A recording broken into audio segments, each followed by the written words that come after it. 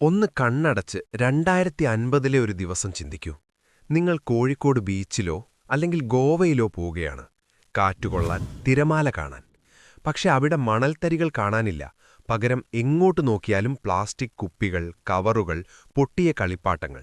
തിരമാലകൾക്ക് നീല നിറമല്ല, കറുത്ത ഓയിൽ നിറം. ഇതൊരു സിനിമാ കഥയല്ല.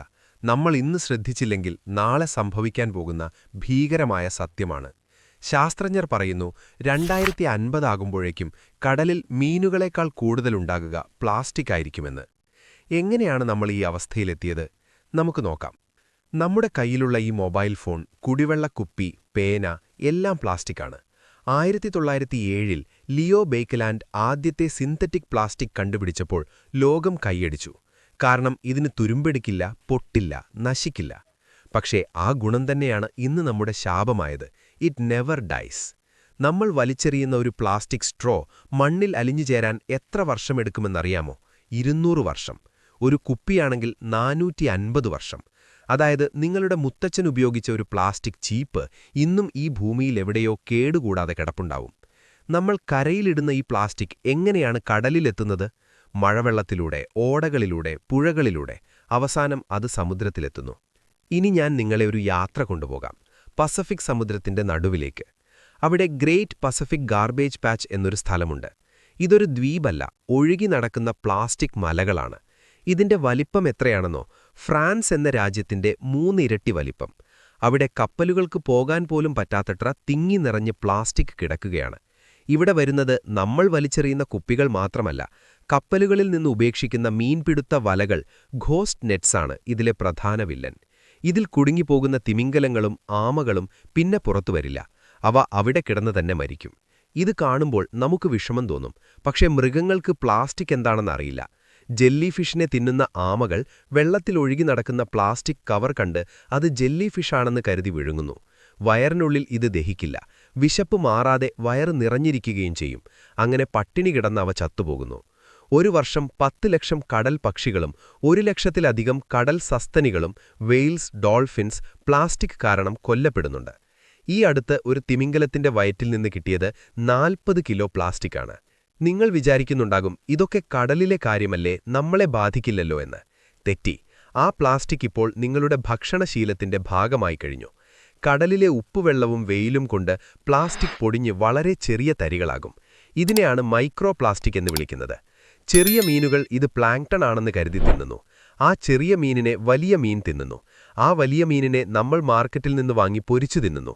പഠനങ്ങൾ പറയുന്നത് ഒരു മനുഷ്യൻ ഒരാഴ്ച ശരാശരി ഒരു ക്രെഡിറ്റ് കാർഡിന്റെ വലിപ്പമുള്ള പ്ലാസ്റ്റിക് വെള്ളത്തിലൂടെയും ഭക്ഷണത്തിലൂടെയും ഉള്ളിലാക്കുന്നുണ്ടത്രേ. ഇത് ക്യാൻസർ, ഹോർമോൺ പ്രശ്നങ്ങൾ എന്നിവയ്ക്ക് കാരണമാകുന്നു. പേടിപ്പിക്കാനല്ല ഇത്രയും പറഞ്ഞത്. ഇനിയും സമയമുണ്ട്. ലോകമെമ്പാടും ദി ഓഷ്യൻ ക്ലീനപ്പ് പോലുള്ള വലിയ പദ്ധതികൾ നടക്കുന്നുണ്ട്. പക്ഷെ മാറ്റം തുടങ്ങേണ്ടത് നമ്മുടെ വീട്ടിൽ നിന്നാണ്. വലിച്ചെറിയാതിരിക്കുക. ഒറ്റത്തവണ ഉപയോഗിക്കുന്ന പ്ലാസ്റ്റിക് ഒഴിവാക്കുക. കടൽ നമ്മുടേതു കൂടിയാണെന്ന് ഓർക്കുക. നമ്മൾ ഇന്ന് മാറിയില്ലെങ്കിൽ 2050 നമ്മുടെ കൊച്ചുമക്കൾക്ക് കാണാൻ ഒരു നീലക്കടൽ ബാക്കിയുണ്ടാവില്ല. പകരം ഒരു പ്ലാസ്റ്റിക് ശവപ്പറമ്പ് മാത്രമേ ഉണ്ടാകൂ. നിങ്ങൾ എന്ത് തീരുമാനിക്കുന്നു? താഴെ കമന്റ് ചെയ്യൂ. എന്നു പറഞ്ഞ് ഈ വീഡിയോ ഞാനിവിടെ അവസാനിപ്പിക്കുന്നില്ല. കാരണം ഇത് കേവലം ഒരു ചോദ്യമല്ല, നിങ്ങളുടെയും എന്റെയും മനുഷ്യവർഗത്തിന്റെ മുഴുവൻ നിലനിൽപ്പിന്റെയും പ്രശ്നമാണ്.